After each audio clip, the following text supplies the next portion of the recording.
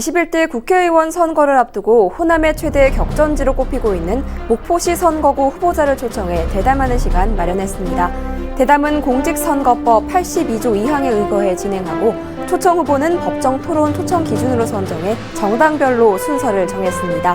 후보자들에게 같은 시간을 할애하고 질문은 지역 현안에 대한 공통 질문을 작성했습니다. 오늘은 미래통합당 황교안 후보를 모시고 이야기 나눠볼 텐데요. 후보자님 안녕하십니까? 네, 안녕하십니까? 네, 먼저 유권자들에게 이번 선거에 출마하게 된 계기와 주요 공약들에 대해서 설명해 주시죠. 네, 안녕하십니까? 기호 2번 황교안입니다. 저는 새로운 생각과 새로운 아이디어로 목포를 새롭게 바꾸기 위해 출마하게 되었습니다. 기존의 방식으로는 목포는 이제 변화할 수 없습니다. 목포는 이제 한계에 도달했습니다. 새로운 패러다임으로 새로운 목포를 한 걸음 나아가기 위해 살기 좋은 도시 목포, 인재 양성 중심지 목포, 사똥팔달의 중심지 목포로 만들어내겠습니다. 많은 사람들이 목포를 오갈 수 있고 활력이 넘치는 도시로 만들어야 합니다. 우리나라의 핵심 생산 인구층이 가장 많고 우리나라의 관광업을 책임지는 목포는 제가 말씀드리는 이 세 가지 공약으로 만들어낼 수 있습니다. 모든 길은 목포로 통한다. 그것을 실현시키겠습니다. 목포 시민 여러분, 우리는 할 수 있습니다. 우리도 할 수 있습니다. 네, 그럼 지역 현안에 대한 질문을 이어가 보도록 하겠습니다. 목포는 한때 3대항 6대 도시로 불릴 만큼 번성했던 지역이었지만 다른 항구 도시와 비교했을 때 발전이 더딘 측면이 있습니다. 지금은 옛 명성만 유지한 채 도시가 활력을 잃은 지가 오랜데요. 지역 격차를 해소하기 위한 방안이 있다면 어떤 것들이 있습니까? 네, 3대항 6대 도시 중 하나였던 목포가 이제 낙후된 도시라는 이야기를 듣고 있습니다. 그런 이유가 저는 접근성이 부족하다고 생각이 됩니다. 그러기에 저는 공약으로 사통팔달의 중심지 목포를 말씀드렸는데요. 이제는 목포를 쉽게 접하고 느낄 수 있도록 만들어야 합니다. 사람들이 목포를 오고 싶어지는 매력도를 만들어야 합니다. 이미 목포에는 많은 매력 포인트들이 있고 내수에는 이루어지고 있지만 내수 경제는 이제 한계에 도달했습니다. 이제는 외부 유입을 통해 목포 진입에 대한 톨게이트비 지원, KTX 할인 등의 비용 지원을 확대하고 배차 확대 등을 통해 목포의 접근성을 높여야 합니다. 그로 인해 관광과 산업의 중심이 도시력 발전을 시켜야 됩니다. 그리고 영호남을 가로지르는 남해안철도 공사 추진을 가속화하여 영남의 자본과 기술을 받아들여야 합니다. 관광이 중심이 되고 전국의 자본과 기술이 목포로 향하게 된다면 자연스럽게 목포를 오가는 사람들이 많아지겠죠. 그러면 정착하는 사람들도 늘어나고요. 사통팔달, 이 하나의 기획으로 이루어지는 목포의 산업 발달은 지금까지 이루어왔던 어떤 토목 건설과는 비교할 수 없게 다 색다른 개념의 발전을 만들어낼 것입니다. 네, 지역 격차를 해소하기 위한 방안들에 대해서 들어봤습니다. 다음 질문 이어가도록 하겠습니다.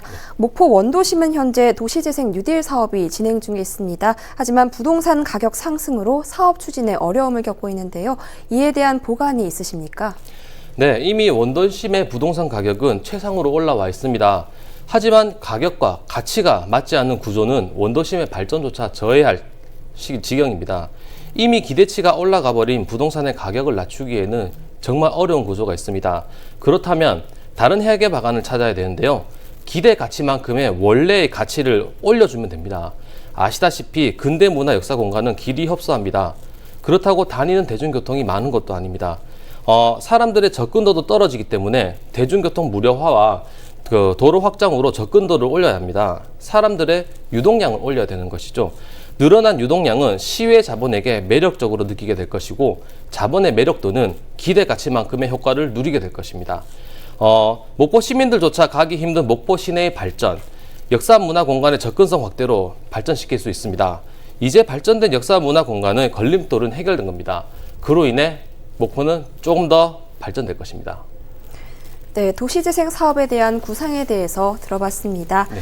다음 질문 들어가도록 하겠습니다. 목포는 현재 청년 인구가 지속적으로 감소하면서 고령화에 접어들고 있는 추세입니다. 향토 기업들이 떠나면서 기반 산업이 무너지고 또 결국 일자리가 줄면서 도시가 활력을 잃어가고 있는데요. 청년 인구 유출 문제를 어떻게 극복해야 한다고 보십니까?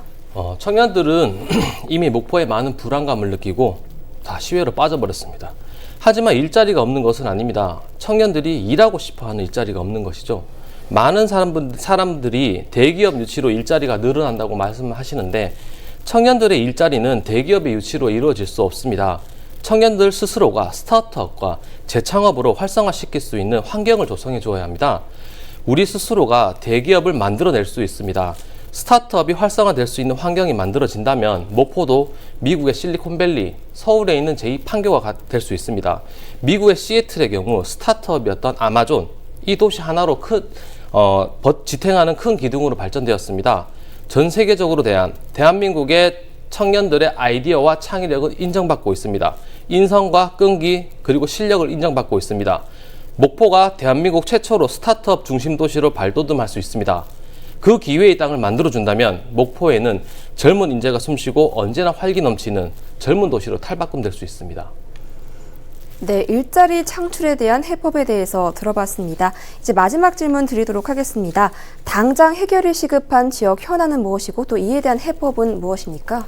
네, 도시 스스로가 자립할 수 있는 방안을 마련해야 됩니다. 현재 지금 지방자치 자립도 15%를 가지고 있는 목포인데요.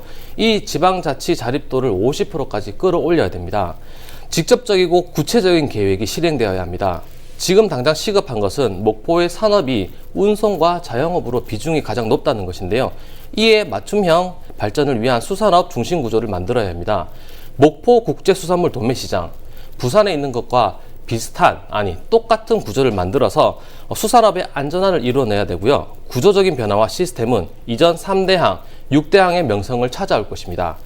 목포 시민 여러분, 지금까지 목포를 만족하셨습니까? 목포에는 이제 새로운 패러다임이 필요할 때입니다. 젊은 생각, 창조적인 생각이 필요할 때입니다. 청년에게 기회를 주십시오. 목포시의 문제점은 제가 해결할 수 있습니다. 감사합니다. 네, 오늘 말씀 여기까지 듣도록 하겠습니다. 오늘 자리해 주셔서 감사합니다. 네, 감사합니다.